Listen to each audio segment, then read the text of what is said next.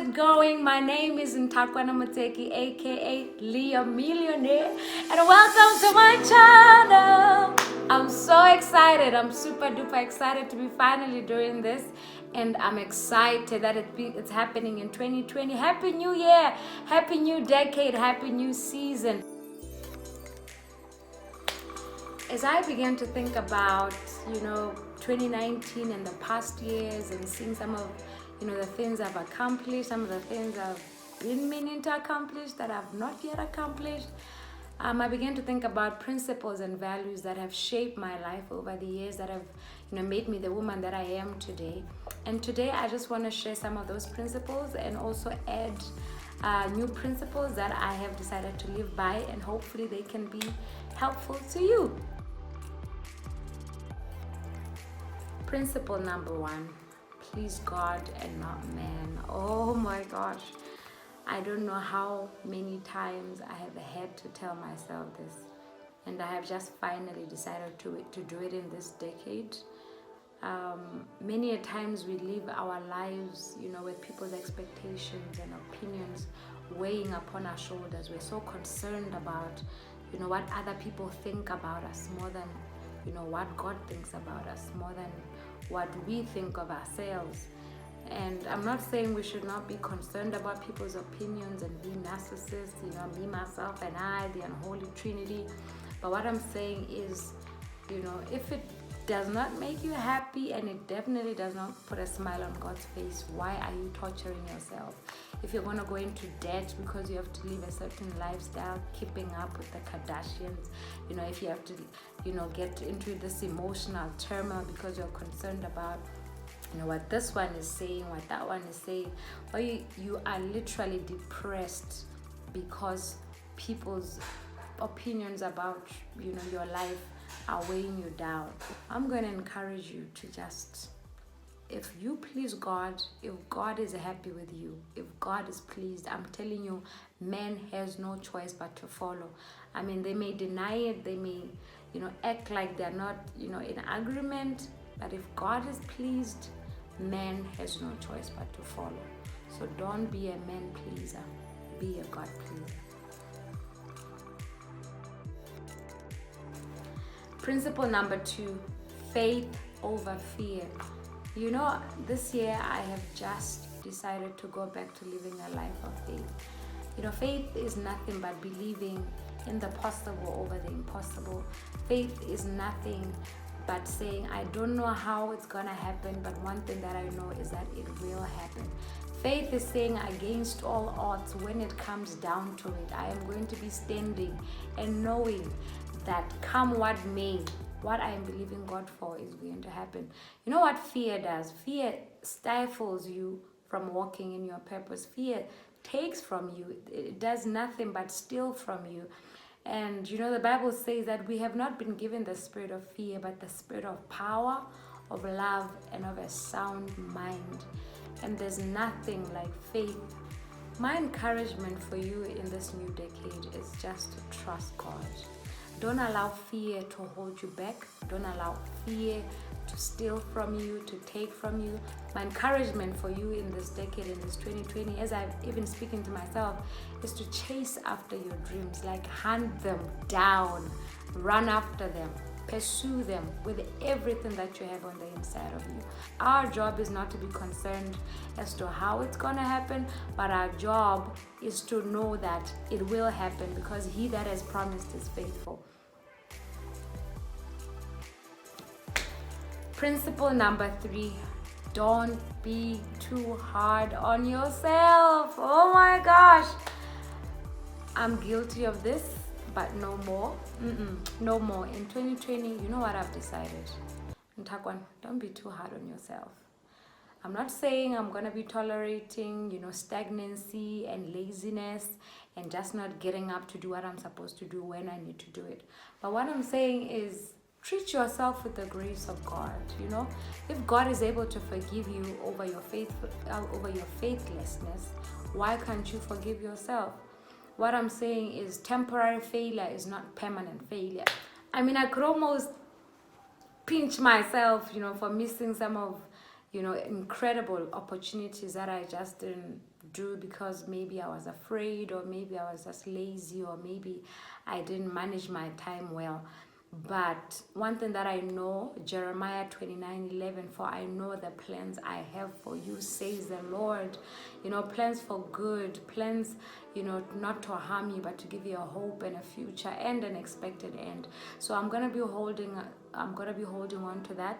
I'm not gonna stay in the past, because one thing that I've realized is wallowing and crying over what I should have done or who I should have become in the last decade is not helping me in this new decade. But what is gonna help me rather is if I stand up, is if I arise and I appreciate, and take care of the time and the opportunities that God has given me in the present and make the most of it. So 2020, don't be too hard on yourself. Forgive yourself of the failures of the past decade, but work, run, chase after your dreams. Principle number 3, relationships. Value relationships. I cannot emphasize, more on this one. In 2019, one of the things that I learned was the importance of family. Oh my gosh, family is everything. Family is everything. You might not always be there for them, but they will be there for you when it matters the most. So let's go back to treating our families with love and respect, and to cherish the relationships that we have with them. Now, you might be saying, Leah Millionaire, my family is not like your family. My family is something else. I actually come from a dysfunctional family where I don't even talk to my mom or my dad, or I'm not interested in talking to them. And I will say to you, maybe this is the year for you to reconcile with them. Maybe this is the year for you to go back and patch things up and make sure that it works. We have been given the ministry of reconciliation, people. I know it's not easy. Trust me, I've been there. One of the things that happened in the last decade is that my dad, who, was now divorced to my mom, who left me and my sister for 7 years and only came back after 7 years when my mom died. What am I saying? When my mom died, he came back for the funeral after 7 years. Okay, this is another story for another time. But this is a man that was absent in my life most of my teenage years.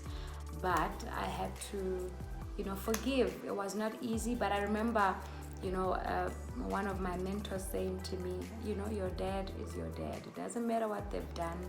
It doesn't matter what, they have not done that you're expecting them to do. But at the end of the day, your father is your father. And I had to deal with it. I had to pray about it. I had to work on it. And right now, him and I are like, we tight like that. He's my main man, and it's an incredible relationship that I have with him because I decided to forgive him. So 2020, forgive your sister, forgive your mom, forgive your brother, make things right. You never know. Still on relationships, let's talk about destiny friendships. What you value, you will nourish.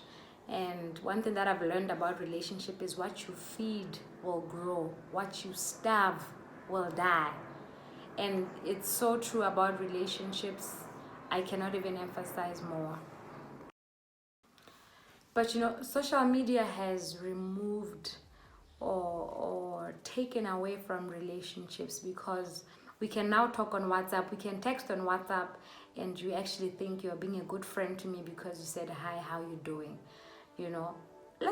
Can we just go back to the days when there was no social media? Can you actually pick up the phone and call your friend? Okay, you may be saying, whoa, it's expensive to call, but WhatsApp has made it easy for me to call. Okay, with that WhatsApp that you have in your phone, instead of texting, how about you pick up the phone and call this person? Okay, let's take it a notch higher. Can we start visiting our friends? Getting together, going to a restaurant together, checking up on each other, praying for each other, just being present in the most important events of your friend's life, just being present and valuing relationships. loving people, telling them I love you, I miss you, I value you, I'm praying for you, I'm hoping for the best for you. Let's just be real. Let's not allow social media to steal from us. Let's not allow social media to take away the importance of a feel and a touch and a connection. Have a mentor. Have a mentor. This is another, topic that I could speak about like for the longest time. I've seen the value of mentors in my life from the time I was a little girl to the time I was a teenager, a young adult, and I cannot stress the importance of mentors enough. One thing that is so cool nowadays is that you don't necessarily have to have mentors, that are close to you or that you can sit with one-on-one on a daily basis. On top of that, you can have mentors from social media. So I guess social media is not bad after all. You can have mentors from social media, YouTube, hello. You can have people speaking to your life through books, through audio books. I'm into podcasts now. I live for podcasts. Podcasts have saved my life. But get a mentor, get someone to speak into your life, get someone to give you advice. The Bible says in the multitude of counselors there is safety. Trust me, you need a mentor. Principle number 5, be wise with money.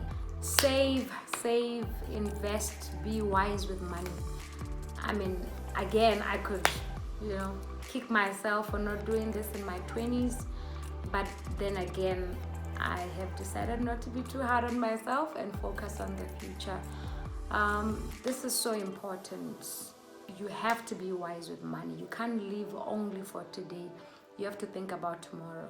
Now, some people say we must save, some educated, intelligent people say we must save at least 20% of our gross salary.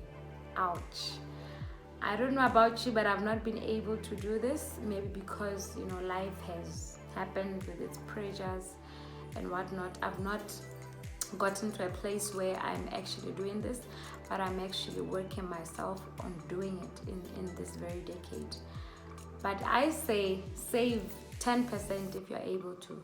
Save 5% if you're able to. Save 2%. Save something.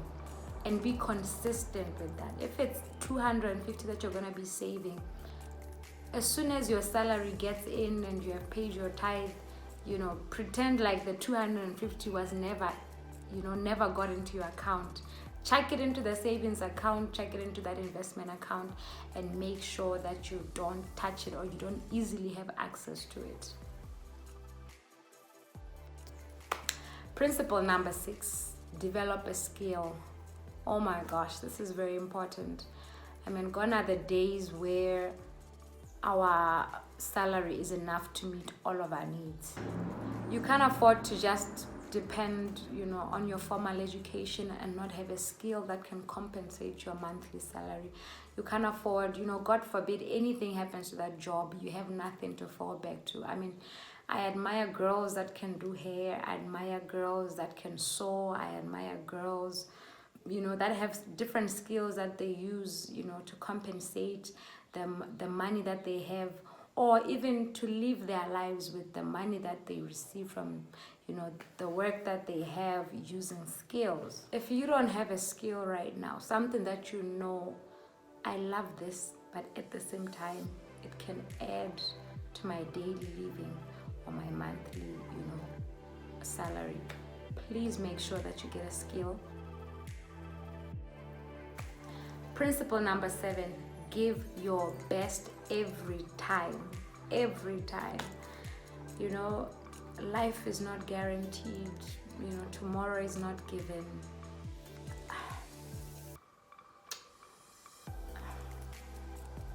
I'm not gonna get emotional.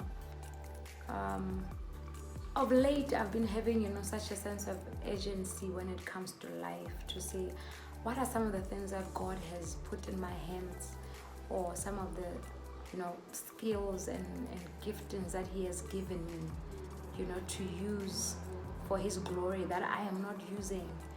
you know. And I have just decided to say, whether it's in relation to family, to marriage, to ministry, to relationships, I'm gonna give my all. Give your all. Give the best gifts, you know. Give your time. Sow the best seeds, you know. Pray with your everything, you know. Love with your everything without holding back, you know. Have an eternal mentality. We're not here forever. Don't live a substandard life.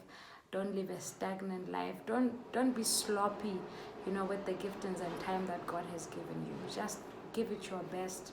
This decade is going to be absolutely amazing. Let's not look back 10 years from now and ask ourselves, what have we done with our lives? What have we done with the time that God has given us? In 2020, the sky is not even the limit. You know, when you die someday, die empty. Die having given your best, your everything, so that when God asks you, what have you done with the talents that I gave you? Be bold enough to say, God, I gave everything. I multiplied, I reproduced, I filled the earth, I subdued. This video is about 7 principles to live by in 2020. Bye! See you next time with a new episode rolling up.